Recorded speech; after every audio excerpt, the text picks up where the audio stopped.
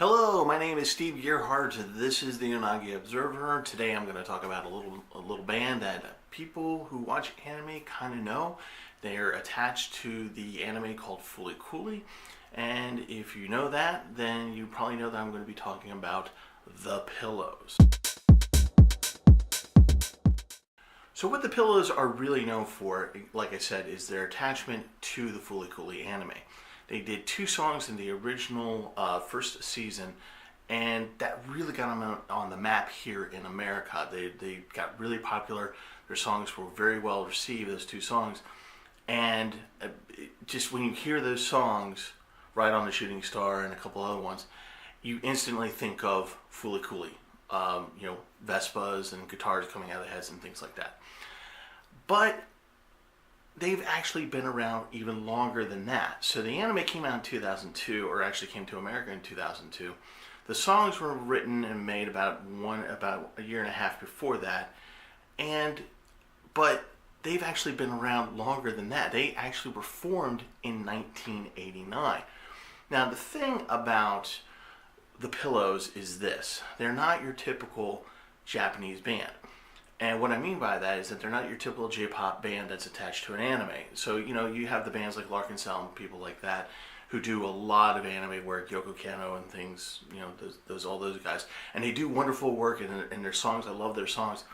But the Pillows were different. They were part of the alternative rock movement, which is a complete different thing than J-pop or popular music or even visual kawaii.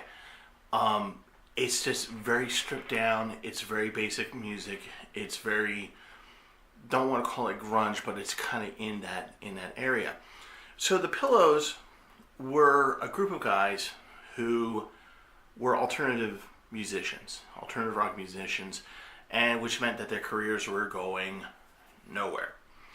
So in September of 1989, 4 of them got together and they decided to make this band. They kind of knew each other from other bands, obviously, and they just said, hey, I like your sound, and they kind of formed a group, thinking that, okay, this was the best they were going to do, maybe put out a couple albums, and that's it. They got their name from an album called Pillows and Prayers. Now, Pillows and Prayers is a very, very old album. It dates back to 1982.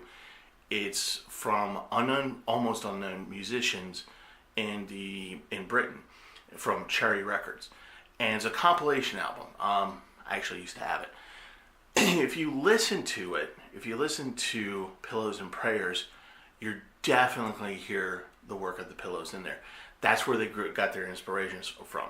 Their lead singer happened to be crashing at the lead guitarist's flat, and he happened to be looking up on the wall, and he saw the album cover of Pillows and Prayer up there. And he goes, hey, we should call ourselves the Pillows. Hence the Pillows. So the history of the band is pretty tight. There's only been one major shakeup in their lineup, and that's with the bassist, who was kicked out for bad behavior. Read into that as you will. Usually involving alcohol is what I find. So after he was kicked out, the band actually went on, and they periodically have a handful of bassists that they rely on their live shows, but really they don't have a bassist. They have now a rhythm guitarist, lead singer, a lead guitar, and a drummer, and that's their band. So it's only a 3-piece band at this point.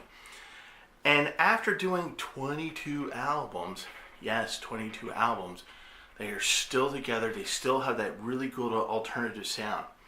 And by that I mean that the chords are stripped down. They're very basic. As a matter of fact, if you're learning how to play the guitar, I would actually tell you to pick up some sheet music from the Pillows, because it's actually very solid guitar work, especially if you're doing rhythm guitar. So it's very crisp. It's very clean. It's clear. The lyrics are not what you would normally see in some anime where they talk about the flowers die in the autumn sun, things like that. No, these are just like really day-to-day kind of lyrics. Going through life, going through love, breakup, things like that. It's just normal things. And they're very catchy. Even when they're singing about something sad, there's still a little bit of an upbeat tempo to them. So because of this, I think it's a departure from what a lot of people know about anime music, or J-pop in particular. Because it's so stripped down, because it's so simple, and because it's such a distinctive sound, that's why the Pillows have been able to stay together and be successful for as long as they have. The dream of every band that has ever come into existence is to be able to do two things: have longevity and have their own sound. The Pillows have been able to do that. As a matter of fact, as you probably already know, they have actually done a lot of the soundtrack work for seasons 2 and 3 of Fooly Cooly. As a matter of fact, you can go online and actually buy a complete set of all their music throughout Fooly Cooly. As a matter of fact, I would encourage you to go out there and buy it. So, after being around since 1989, putting out 22 albums, and it kind of sounds like, well, okay, they're kind of done.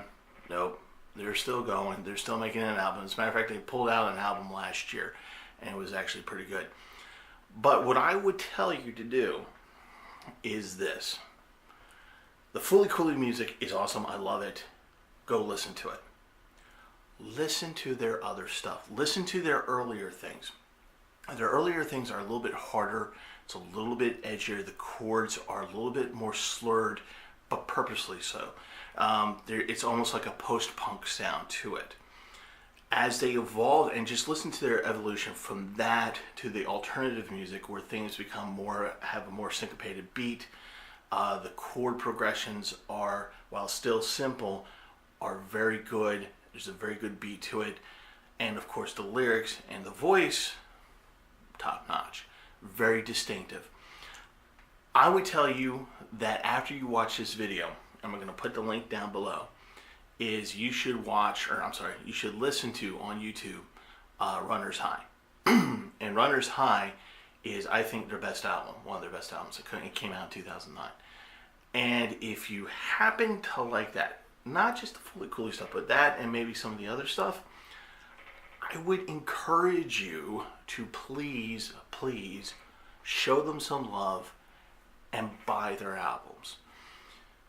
So often we like to burn things for free, put it onto our laptops, rip digital music, whatever. But there are times when you come across artists that really should earn your respect, and by earning your respect, you really should give them some money to hopefully keep them going, because this is a band that should keep on going, I think. So, as you can tell, I really like these guys. So, listen to their stuff. If you like it, go online, buy something from them. Just please do that, because I really want this band to be supported for another, God knows how long they can go on for, another 20 years plus. One last thing.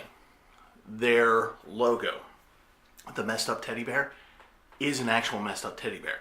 They were walking along the streets and they happened to look at this window, and they knew that there was this little messed up teddy bear with like a button for an eye and like jagged teeth and everything. And apparently they were all looking at it and they knew it wasn't for sale, but it was shaking as if it were being electrocuted, right? And they're like, oh, that's our logo. So that's how they got their logo. Little story. Okay, again, check their stuff out. Enjoy it. And if you really enjoy it, support them. Buy their music. Please do that. I want them to be around for a long time. All right, some unrelated news. I will be going to Otaku. I have, unless something drastic and tragic happens, I will be at Otaku. I booked the hotel a couple days ago without, of course, checking any Yelp reviews or anything like that. And if you're familiar with the Muppets movie where they go to London, it's that kind of a hotel. If you don't know what I'm talking about, look it up. You'll see what I mean. I may be able to get to Otaku, but I also might get murdered at Otaku at this hotel. But, it's Otaku. I want to go. All right. Anyway, thanks for watching. My name is Steve Gerhardt. This is the Unagi Observer, and you guys have a great week.